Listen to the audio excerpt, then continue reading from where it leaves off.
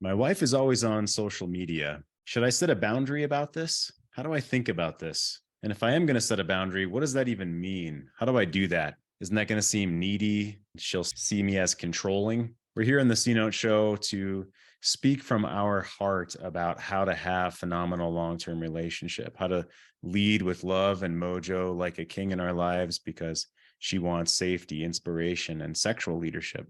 We want to avoid and solve deep marriage problems. So Cynthia, let's start with, why is it that a woman may be diving herself into social media? What is she getting out of this intense social media use, would you say?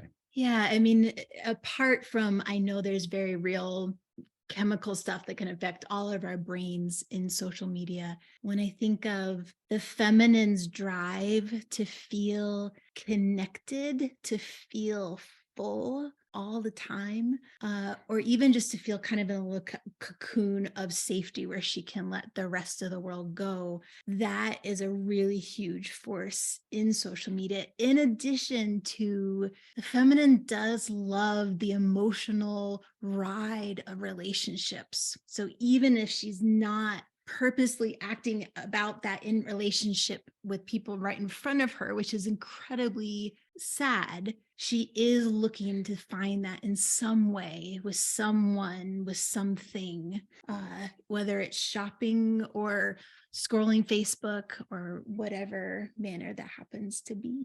Yeah. And so many guys come to this work, and I can relate, when things have been slipping for a long time. And one thing you learn through this work, either in our groups or one-on-one, or you may realize this yourself reading a book like Way of the Superior Man by David Deida, which is quite an advanced book, by the way. And Cynthia and I love teaching those concepts, is that as a man, it's your job to lead into emotional range with your woman, to lead into the possibility for her to express herself, for her to feel joys, and for her to feel drama, and for her to feel depth through your awareness, through your consciousness. But if I step back for a moment, so that woman who maybe hasn't felt seen for a long time, or she hasn't felt like her man has been present for her, or even wanting her drama, maybe he hasn't wanted her emotional range. And so she's what else is she getting from, let's say, not engaging with him, turning to her phone? Yeah, that need of hers is so intrinsic to who she is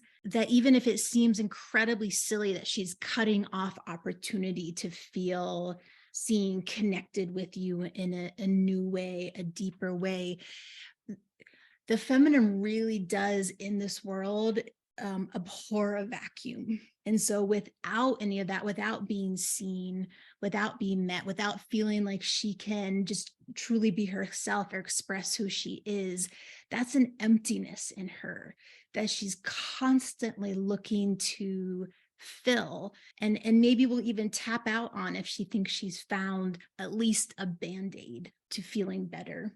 Uh, and not trying to seek that kind of relationship dynamics in other ways. And that's a painful thing. It's a painful thing for you to see her turn to her phone or turn away, or it's seemingly she'd rather have that exchange, or maybe she straight up told you that she'd rather have that exchange. And it's painful for you.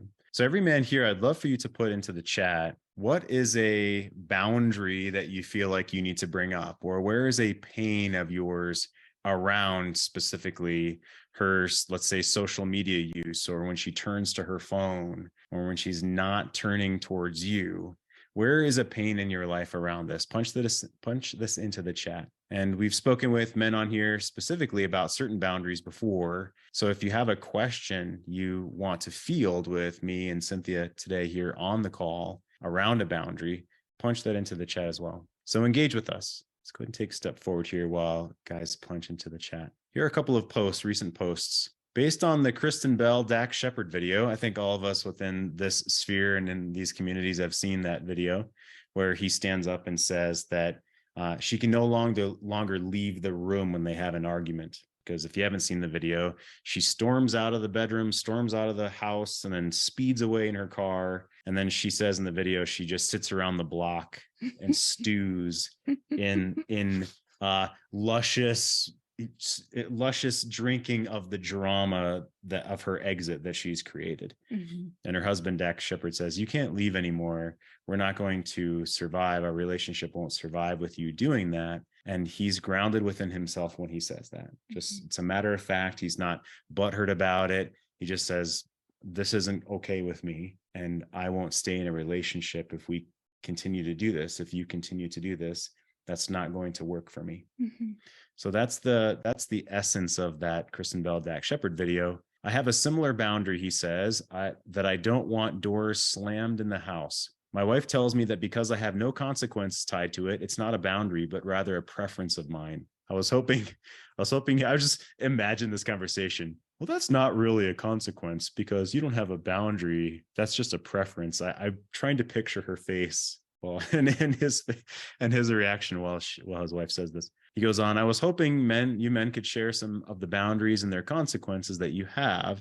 I've come to realize I really have none. I think even if she were to cheat on me, I would first try to find out why and try to work past it. Really curious what you guys have. So important underlying this is our nuts, right? Non-negotiable, unalterable terms, or what is our virtue, what might be said within the Stoic triangle. The piece of the Stoic triangle virtue is, what are our values? What are our boundaries? What can we control? And then are we taking responsibility for those things, our virtue and what we can control? And if we can just be walked all over, if we have no virtue within our own selves, then we're really not able to stand up for our own selves. And this man is saying, I really have none. I realize I have no boundaries because my preferences, if there's no consequence, then they're not really boundaries. And someone can just stomp on my preferences. And what does that mean about me as a man? And how well is she going to respect me if I am just going to be okay with anything? So Cynthia, how does a woman feel if a man truly has no hills that he's willing to die on? So hills out in the world, like something he cares so much about that he's willing to invest himself in a passionate way and maybe find something he loves and then let it kill him. Or in his relationship, if he has no boundaries and she can do anything and he's just going to be fine with it ultimately, or not say anything or supplicate to her, or just try to keep them together no matter what she does. What does that feel like to a woman if a man has no boundaries? Yeah. And I know, gosh, this can be so confusing because when you set out to set the boundary of the hill you die on, it doesn't always come with a favorable response from your woman. However, when she kind of feels in you that there's no hills you're willing to die on, and that boundaries are this constant moving line, it's kind of like she's in a great open field. And that's not a really fun feeling for her because she's always feeling how she can kind of push you over, how feel like kind of your lack of power if she really pushes in a certain way, and that will turn her kind of inward into I don't like this. And there's nothing that feels really held and contained about this. Whereas hills that you're willing to die on, again, at first, I mean, there's sure there could be so much anger and frustration, and you're trying to control me and all those things. But ultimately, I feel in my own body as a woman, when a man has those from a heart-centered place, I feel his power through the center of me. And that fills me with respect of this energy and a lot more willingness to surrender into ongoing conversation. Whereas without that, she ends up being a steamrolling over your masculinity. Yeah. And she doesn't want to be a steamroller. She's never set out to be a steamroller. And it's incredibly difficult as a man, of course, through cultural expectations and your vision of what life and relationship is, to give everything for your family, give everything for your relationship. But that's not really what is ultimately going to turn her on. That's not ultimately what is going to cultivate a deep connected relationship. And that's what we're here to talk about. So let's take a look at the chat. Feels like she's prioritizing others over connection with me, like random people online mean more to her than I do. Feels like I'm being taken for granted. My wife does not have any social media accounts. She does shop and reads emails. My boundary would be if she was unable to pay attention to me when I'm talking with her. Actually, Rick, let me ask you about that. So thank you for everyone that's punched into the chat. We'll attempt to get to everything here. Yeah, Rick, can you come in? Yeah. So why, let me ask a slightly different question that's related. So why is it important to you that she pay attention to you when you're talking with her? Why is that important to you? And, if I'm talking to her directly, I would expect her to listen to me, not be looking at her phone while she's trying to listen to me. I think that's a distraction. Certainly not something she would put up with me either, when I wouldn't blame her. I feel like when someone's talking to you, you should focus on that person. Uh, you find it to be respectful. You'd love for her to pay attention to you. So what is it about relationship in general? Why do you want to pay attention to one another? Why is that important to you just from the get? I think it's just a basic human need or right. And I take that very seriously when someone's talking to me, that I try to pay attention, try to understand. And when someone's not doing that. But me listening to someone isn't a basic human right. I mean, it may be courteous, it may be something that I want to cultivate in a relationship with someone. Yeah. If she weren't to pay attention to you, right? If she was unable to pay attention to you when you're talking, you said here, what is actually bothering you about that? So flip it over for me. What would actually bother you about the fact if she wasn't paying attention to you? Say isn't important enough for her to listen and pay attention. Respect thing also, but anytime I've ever had a problem with that with my wife is when she's watching a television show that she really likes, and I know just when she's watching certain shows, I don't interrupt her, but no, I mean, if she's not paying attention to me, I'm going to say, look, I need you to listen, or I'll walk away. Yeah, well, I understand. So I'm probing here for a reason, right? And so it would be painful in the relationship because you'd want that connection. Part of what's important to you about relationship with your spouse is the intimate connection. Yeah, is that fair to say? Okay, I see lips moving and you're nodding. I'm driving here for a reason with Rick, and for every man watching this is I'll share this next piece here. What is your ethos regarding the concern? So if I go back here, and Rick's concern and all of our concern would be, as put into the chat here too, connectivity, disconnection, that you'd want connection. You want a special connection and presence with your intimate partner. And if you didn't have that, okay, then it would violate your nut or your ethos of relationship. And I'll share this in a different way here in a second from the book, Hold On to Your Nuts. But ethos, I found this today and wanted to put this here for you. Aspects of what is ethos? Well, ethos is your credibility when you speak that or when you act that into the world. That connection and relationship is important to me. Well, why will she trust that about you? Does she respect that this is true in the relationship with you? Have you been upholding this in the relationship all along? Does she feel that you're hypocritical about it, or have you been following through with this? Are you trustworthy generally? Does she trust your word? Does she trust what your intentions for the relationship are? And the last piece here says, does she believe you are an authority on the topic? And I see that as, do you believe it within yourself? Do you believe that connection and love and deep intimacy is a make or break for the relationship? Not in one moment, but with Kristen Bell and her husband, Dak Shepard, he had a make or break around the way they argued. He had a make or break around, it's not okay to continue to leave the house like this. So if we truly have a make or break around the connection in our relationship, the cell phone is just a symptom of a deeper problem. So this man talks about slamming doors in the house. Well, what is it that's actually bothering him about the slamming doors? What is it that's a hill he's willing to die on that ultimately would be a boundary? And if it's a boundary, you must be willing to do something about it. Ultimately, if you play this out, ultimately, it means you wouldn't be in relationship with that person any longer.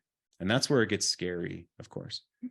So Cynthia, if a man has not been consistent, so this slide on ethos, if a man's not been consistent, if she doesn't trust his authority because he's been wishy-washy or hypocritical, or if she doesn't respect you in the first place, then how does that affect her desire to connect in relationship, which is really what we're talking about. If she's on the phone, or if the man's worried about, her interacting with other men, how does his consistency affect her desire to even want to abide by a boundary? Yeah, I would say enormously, because let's say that women and the feminine are very attuned to your connection and your presence. So especially if she is kind of wrapped up this rap sheet of how she thinks disconnection already happens in the relationship. And so she's had to, become self-sufficient. If she feels like she can't, trust this basic tenet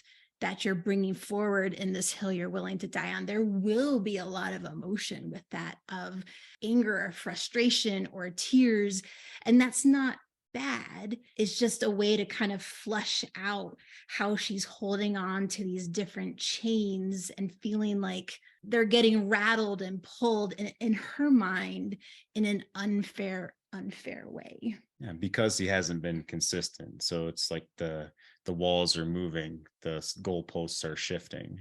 Yeah, or that she's being expected to do one thing and she doesn't feel like it's an equal. I mean, I know we talk here not about it's not equal, but if in the world of connection, if she's really feeling a lack of that as well, or has judgment about you in your presence and what you do to kind of tune out, there's a lot of conversation, a lot of emotion for her to emote through that, to really buy into and welcome your incredible boundary and this hill that you're willing to die in, that she deeply does want to feel that strength and power in you, because that's the ignition to her attraction. Yeah, very nice. Patrick, come on in. Thanks for raising your hand. The big thing that I got from that video is the interviewer asked an interesting question. Was he attractive in that moment? And Kirsten Bell's face just melts, and so does every other woman's in the room. And she goes, oh, yes. So when you're looking at that video, watch for that moment, look at her face and every other woman. And it's just emphasizing what Cynthia just says. They all longed for it. And it was, for me, it was, just an instant reaction of the woman. So it told them what they were thinking. It's about 1:40 in, I think it is. So for those that haven't watched the video, watch for that point, because to me, that was the most telling thing about the counterintuitive nature of the dynamic. Yeah, exactly. Counterintuitive. Absolutely. And that's a great segue, Patrick. Thank you so much. I want to go over to Hussein here in a moment, but that's a fantastic segue to, this is an excerpt from Hold On to Your Nuts. This is a shot of my Kindle, right? Men fear their women. One of the main reasons a man is reluctant to establish his nuts is because of the fear he has of his woman and of his woman's reactions. When he imagines himself making changes in his relationship, he's often terrified of how he thinks his wife will respond. If a man believes his nuts will upset her in any way, cause tension between them, or lead to another night on the couch, his fears will be a major obstacle to bringing his nuts to his relationship, his non-negotiables, standing up for what he believes in.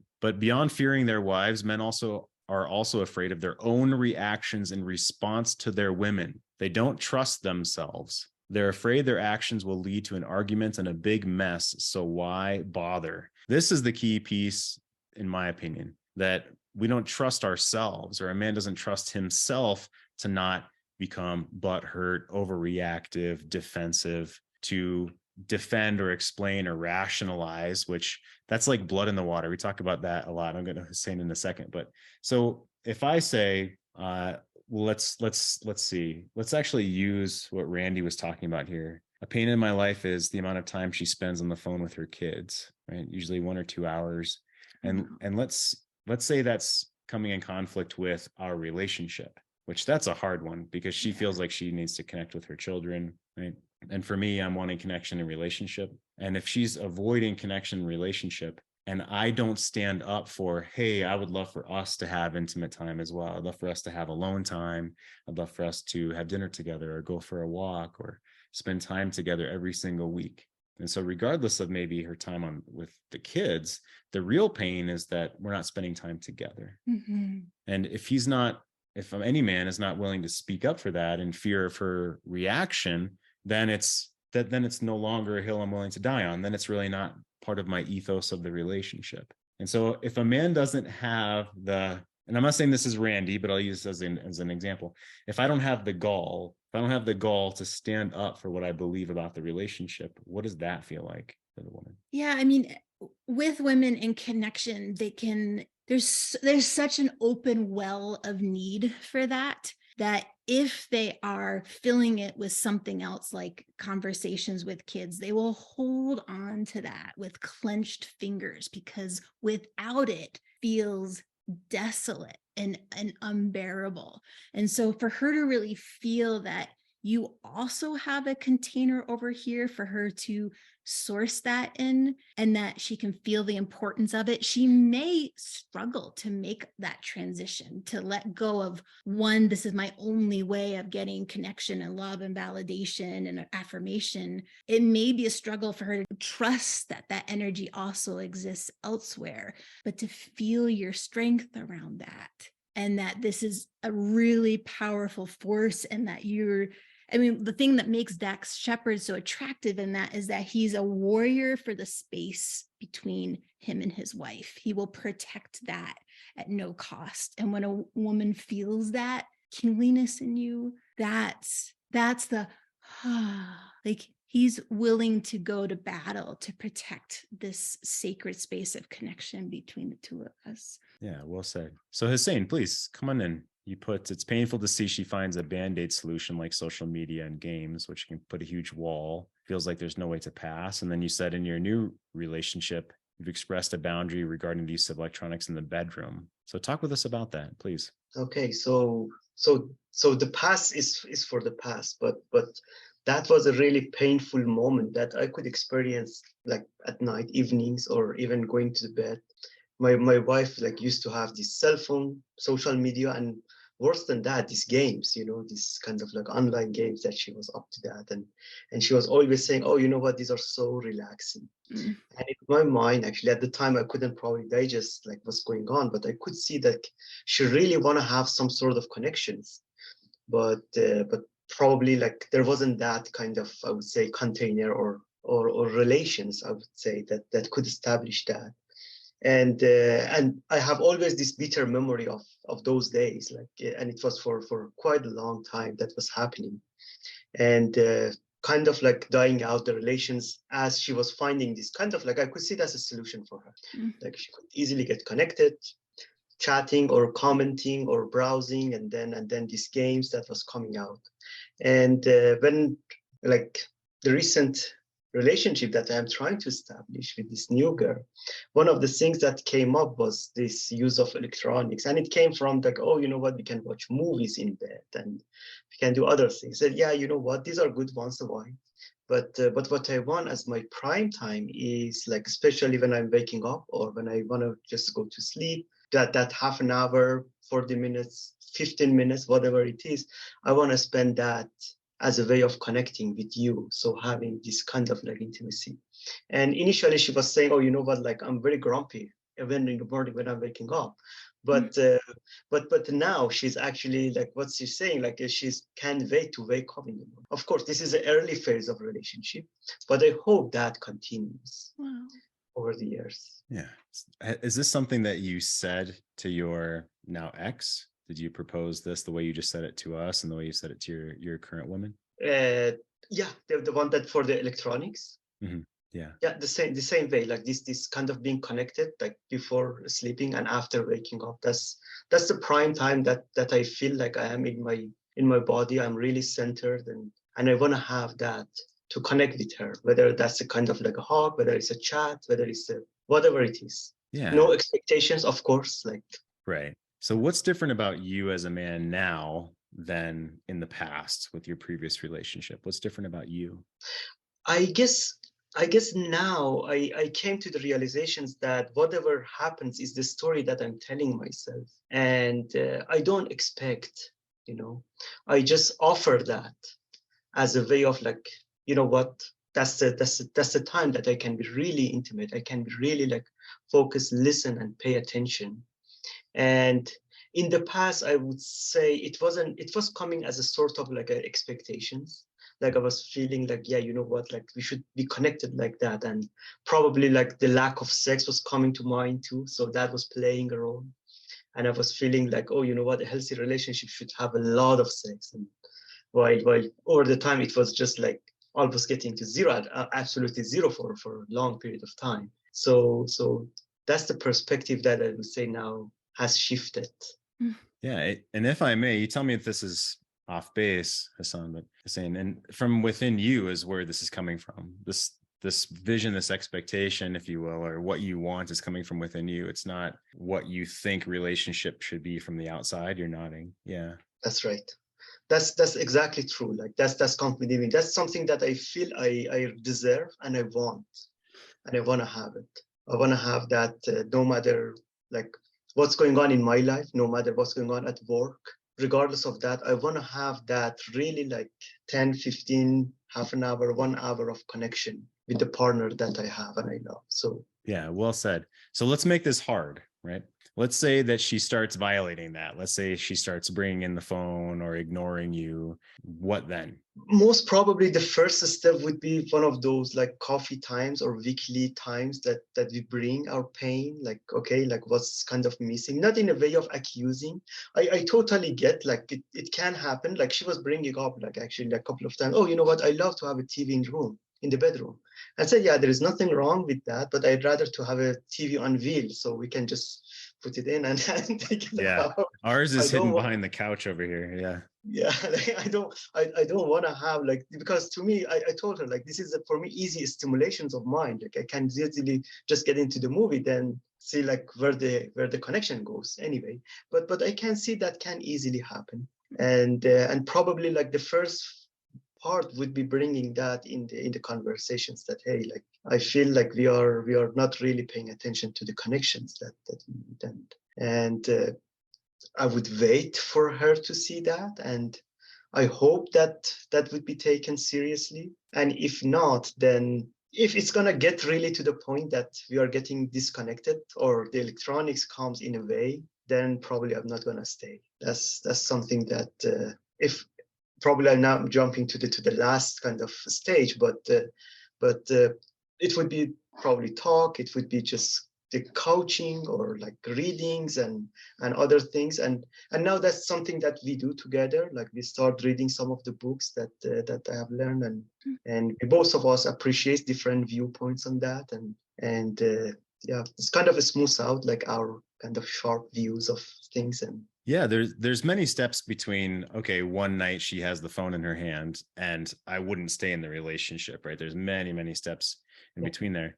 But Cynthia, when you see from Hussein that in himself, that this is a part of his ethos of relationship, this is a part of what he wants, it's important to him, he's, to at least with us, he's saying it in a calm way, feels like it's coming from his heart, something deeply important. How is that in and of itself inspiring to a woman? Because if he's not being inspiring in relationship, then why would she want to follow his lead? Why would she want connection with him? But he is. So what is that like for a woman when he believes that this is the hill he's willing to die on? Yeah, I was saying, as you were talking, I could feel like the gravitational pull towards you and the level of energy that you were holding up. And, you know, as I was thinking, I was like, oh yeah, like that energy of being on your phone at night in bed, it's kind of like down here, and it's almost for a woman like eating marshmallows.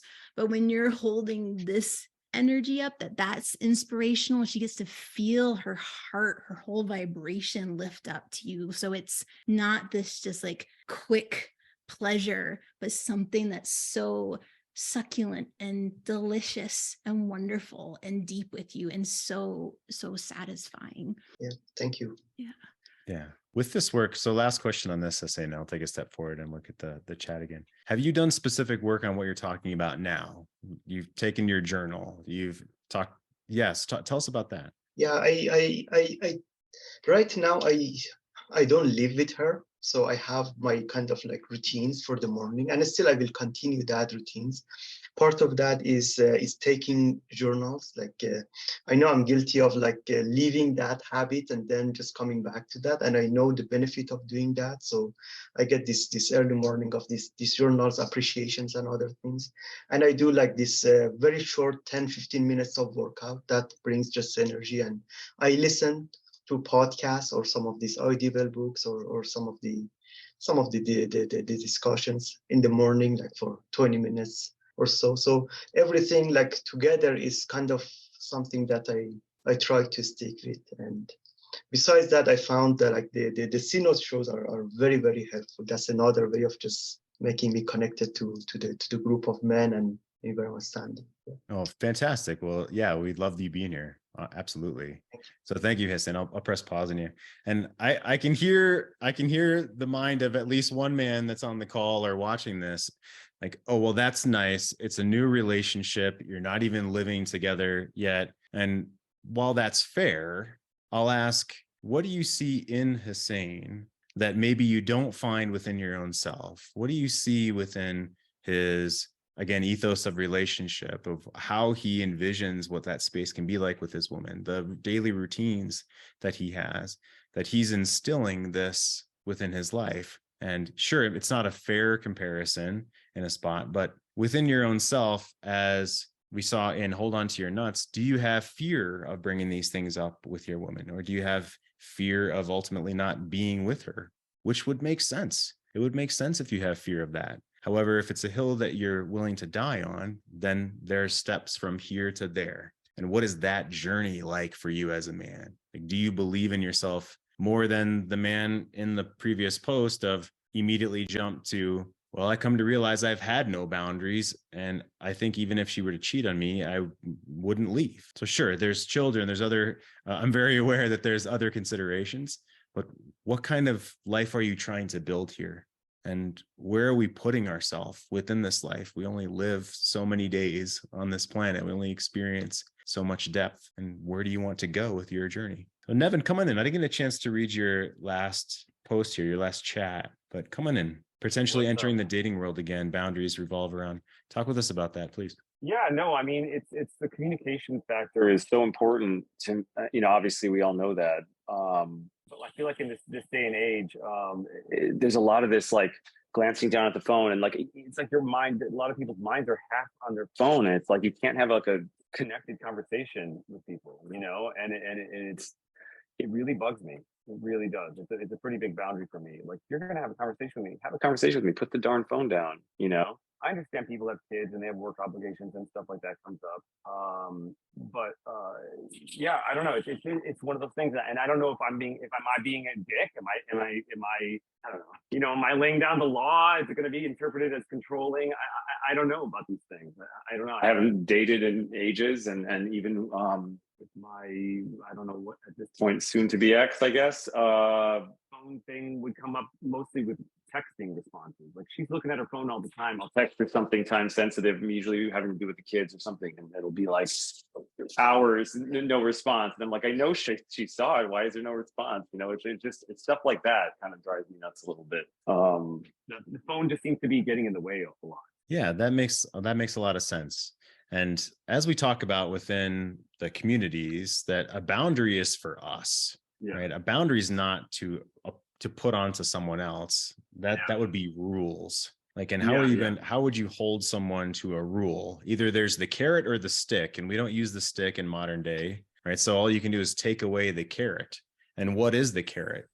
Cynthia and I have been studying this for basically decades in our profession, working with families and men and children. Well, what is the carrot? The carrot is your attention. The carrot as a man is your conscious presence. The carrot is your leadership, your ability to have frame within yourself, your ability to provide and offer emotional safety, to bloom her open. So things can feel like they're on this emotional journey for the both of you. That is your carrot. And so a boundary for you, what would you do? What's the consequences? You remove your carrot, and that's all that you can control. So if someone, my point earlier, and you're saying right now too with your soon to be ex, if someone has no consideration for what you're trying to build in relationship with them, if they have no respect for you, who you are as a person, or they straight up don't care about your values or your request of how to be with you or what you'd like to do together, then all you can do is remove your presence. All you can do is remove the carrot of your attention and your presence. We can't force them to do anything. But to your point, why are you worried about being seen as an asshole if you think that someone should not be on their phone while you're talking with them? I mean, if they think you're an asshole, okay, fine. Then you don't need to spend any more time around them. No, it's true. I feel like there's like this generational gap. I think if I'm with, hanging out with someone that's roughly similar generation as me, I think they're kind of like can understand this perspective. But if I'm hanging out with a Gen Z or a younger millennial, I feel like the phones and all this digital world is so ubiquitous in their upbringing that it's like an extension of their arm, seems like, So if I'm like, I have a boundary, I have no phones at the dinner table, that might be perceived more harshly by someone in the younger generation. You know what I mean? Does that make sense? Mhm. It does, of course, but here it's a real question. So what? Like, so what if it's perceived more harshly? Yeah, no, you're right. I need to be steadfast in what I believe in, for sure. Yeah, and I mean, I'm not saying be an asshole about it. I'm Yeah, not no, saying totally, yeah. I'm not saying make a scene and like flip over the table and nothing like The that. wall and shatters. No phones. I said. Yeah, right. No, I mean, with that. my teenage son, what I'll just basically do is kind of stop whatever it is I'm doing. Like if I'm driving the car and he's trying to have an argument with me while I'm driving the car, I'll pull the car over. Or whatever it is that we're doing. If we're having lunch or something like that, basically, if I just need to stop talking, if this isn't going well and he's not engaging with me, and he's got 3 hours of sleep and God knows what else, hasn't eaten for 2 days or whatever, and he's just a cranky asshole, then I'm really not that interested in talking with him too much. We'll finish our meal, and then outside I'll bring up something else. But yeah, I mean, I've talked about this before. So back when I was single, like, of course, there's women that want to be on their phone during dinner. And guess what? I didn't want to be around them anymore after that. And again, It's easy to say when it's a brand new relationship. And of course, my point with all of this is, who are we as men? And if we're worried about their reaction to us, then we're always going to be playing defense and always on the back foot. But who we are has to be important enough to us that we're going to bring that into the world. And it's something you'll practice. This is your whole point. You're going to be practicing this as you move into the world, Nevin. Exactly, 100%. And you're so right about the fear being like, you're dating someone new and you really like them and you're interested in, like, but they have a tendency to look down at your phone in that moment. Like, I got to know who I am. Am I going to be afraid to say, hey, can you not look at your phone? Or, I'd appreciate if you connect me. I don't know, put down a boundary there. For fear, there's a fear that maybe she'll be like, "Screw you, I'm out of here. I don't want to deal with that." But otherwise, really like this person, or even with an ex, if we were still together, if I was like, similar thing, would it scare her away? And I guess there's that. Well, if someone is saying "F you, asshole," are you really worried about them being scared away? Right. So let's right. Pause that there. comes from my own insecurity. That comes from my own. Yeah, you know what I mean. That's what I'm saying. That's something I got to work with. That's totally not on them. That's on me. Yeah. Yeah. Absolutely. Yeah. That's absolutely valid. Yeah. Thanks for being here, Nevin. And I know we're running out of time, but I just now saw Andy, you put spanking. Are you talking about whether their mom spanks and you don't spank, or are you talking about spanking in a fun way? Which one are we talking about? That was a smart ass comment too. Okay. Somebody said, when you draw a boundary, and she basically says, well, what are you going to do when I cross your boundary? Give you a spanking. That's right. There you go, Nevin. If you don't put the phone away, you're going to get a spanking. Right? It's always about sexy funny if you can slip that in there. Fantastic. Cynthia, any last words on what we've spoken about today and what you're seeing the depth with these men, what they want? Yeah, Nevin, I really appreciated you brought up the idea of this generational shift. And if I go into behind the generational norms, the core of a woman, the core of feminine is literally starving for your masculine presence. So your gift of sitting with someone at dinner, giving them your full presence, your full masculinity in that moment, unwavering, is beyond gold. And I just wanted to offer that as you being present, not on your phone, is the most enormous gift. And so if someone needs to kind of learn that this is the thing they've always been looking for and that this is a gift, that's what fills the feminine. That's what makes her feel seen the most. That's what makes her feel safe. And I hear women all the time hungry for that. They may not know that's what they're looking for. That's what you're giving in your presence. And you deserve to know how golden that is. Yeah, fantastic. So appreciate Cynthia being here to see the depth of you and what you're wanting to grow in the world as a man, and connection in between as well. If you want to see more from us, greatmenmovemountains.com, and our YouTube channel is Great Men Move Mountains as well. Love you guys being here.